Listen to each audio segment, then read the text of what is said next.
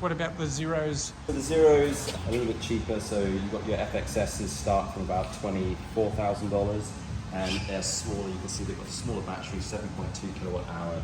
So they're more of a sort of commuter, a bit of fun on the weekend. Their range is more like 100 kilometers range. They're shorter distance, lighter bikes, a bit more maneuverable. They come in an off-road version, which is here, or a dual purpose version. So you can ride that on and off-road. So that they're pretty flexible. And then the zero range kind of goes up from there. So you've got the S and the DS, which are about $30,000. Good bikes, they're a bit lighter than the Energicas, and their range is pretty good for the size of the battery. You probably get about 160, 180 kilometers range, real world range out of those bikes. And then it goes right up to the newer zeros, which are the ones that we were talking about earlier, which is the SRF and the SRS models. So these ones, yeah, that's an SRF there. Yeah, so that's the street naked version. It's pretty much their premium bike. They do zero.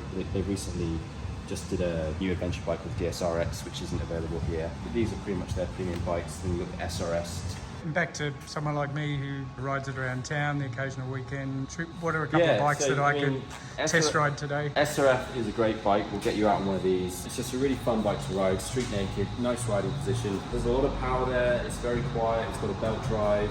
It doesn't have an internal gearing system like the Italian bikes, so there's no noise that comes from it. It doesn't have a chain. Very easy to ride and a lot of fun. If you just want to jump on something and not have to think too much, that's your bike. It's super low maintenance as well. If you want something with more power, then you go for something like the SS. Some of the other zeros. So you've got the S there and the DS. These are kind of the older models, but because they're older, they're pretty much bulletproof. Like they've ironed out all the sort of issues and everything, and they're really reliable bikes.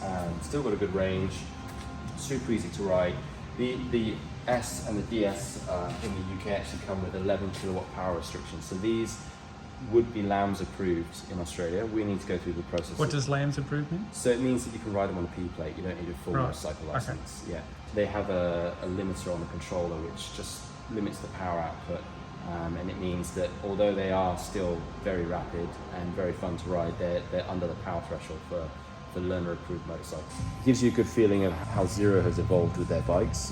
You can tell from the look that it's evolved, but riding them as well, they feel different.